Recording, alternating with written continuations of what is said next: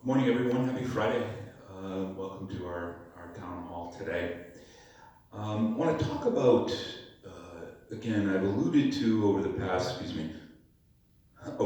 week or so, the planning that we're starting to do for what's going to happen with the, quote unquote, opening of Canterbury Woods as it aligns with the plans that have been outlined by Governor Cuomo and so on with New York State. And um, it's going to be a little bit different than that, probably a lot different than what maybe you've heard from Governor Cuomo.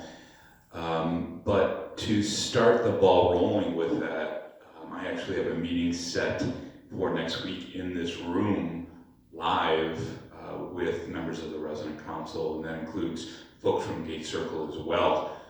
This room, for those of you who haven't been in this room that may be watching this at Gate Circle, etc., is our main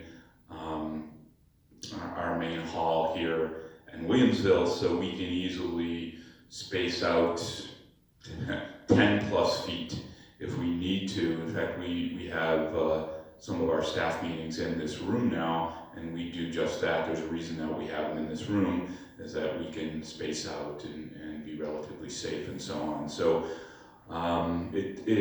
that meeting of the resident council is going to be kind of a precursor, if you will, to what group meetings might be like with residents and among residents going into the summer and fall, etc., at least until there's a vaccine. So we'll talk to them about that. And the reality is this, folks, it's, how much risk are we as a community and the residents, excuse me, while I try not to sneeze here. It is the beginning of allergy season for me. How much risk are we as a community and are the residents willing to accept as New York State allows more businesses to open and more social interaction, etc. But knowing that here at Canterbury Woods, keep in mind, our average age of just in our independent residents is 87 years old. And so, obviously, with what's happening with the virus, and as we know, how dangerous the virus is to the older population, there's a health disconnect between what may be happening outside the community versus what might be practical and safe within the community at large. I can tell you that within the health center, and we won't talk a lot about the health center at the meeting with the resident council next week, the health center is going to be a different animal from now until there's a vaccine, like a flu vaccine. And so that is pretty much going to stay, I can envision that staying pretty close to what we're doing now, which is having it locked down, and I've mentioned this before. And so any changes with that policy, that protocol, will be determined by myself, our medical director, Dr. John Bodkin, and in consultation with our clinical staff, and of course, with New York State Department of Health and CDC and all the guidelines that are coming out. So that will be a very complicated and ongoing situation there. But separate from that, of course, on the independent side, we're looking at things such as dining. Now, what's dining going to look like? And I mentioned this before, and so dining is in the process of coming up with a plan as to what that might look like. And I can tell you that some of the things that they're considering are going, here in Williamsville anyways, going back to an all reservation system, at least initially for the Trafalgar dining room. We do that at Gates now, so that's not a big change for them, and we certainly do it in the clubhouse. But going to a reservation system so we can better manage the flow of people in and out, and people in eliminating waiting in lines and things such as that. We're also looking at only filling the dining rooms, and that would be all of our dining spaces, to maximum 25%.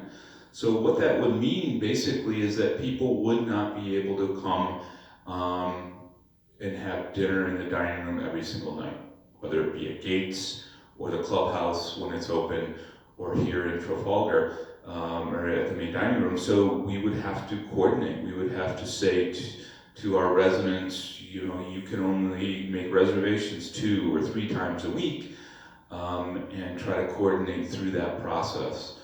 And so, those are the ideas on the table, and those will, from a dining perspective, something that I'll be talking with the resident council. I'm putting it out there now to let people know, let our residents know that these are the type of things that we're thinking of. Obviously, a lot more details to come. So dining, group meetings, fitness classes. I talked to Tracy about this within the last week, having fitness classes like we used to. I don't see that happening anytime soon. Maybe outside, I don't know. But again, those are some of the part of the planning process that we're going through. Obviously, the big one is visitors, and how much do we open up the campus again to visitation? And I don't know what that looks like.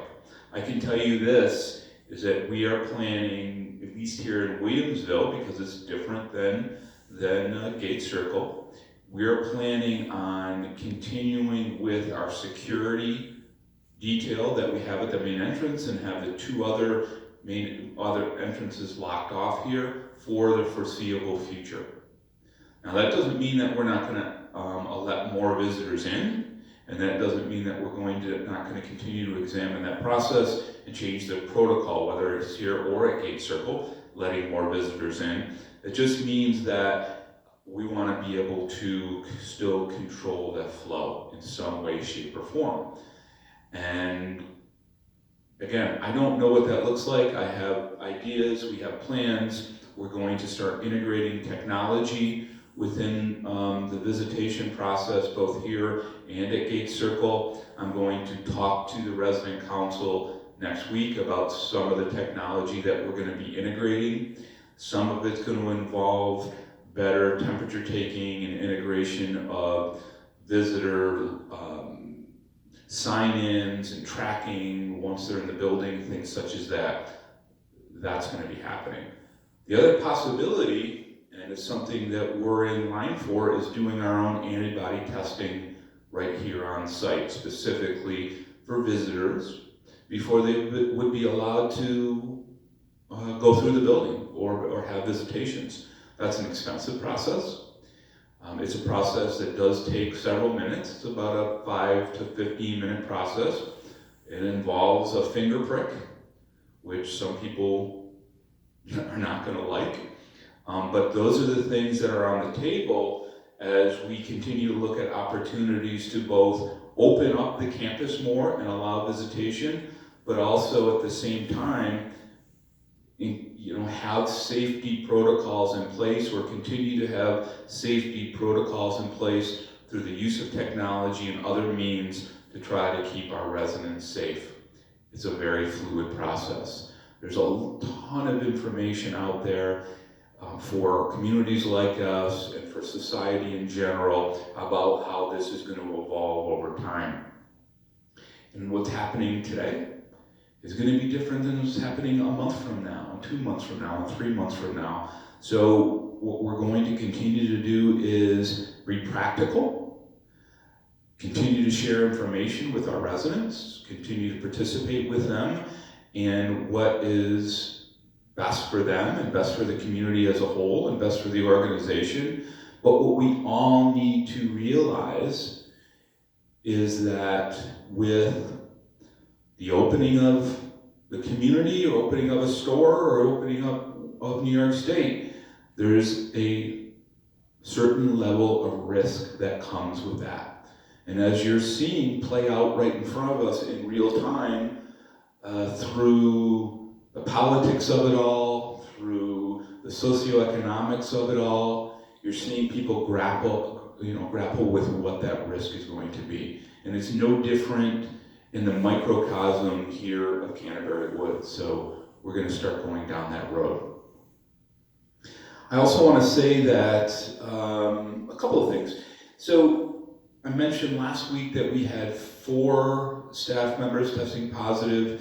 That number is now at 6. We've had 6 total staff members over the course since way back in March, believe it or not. Only 6 test positive for the virus, which is pretty remarkable. Still no residents as of today at either site.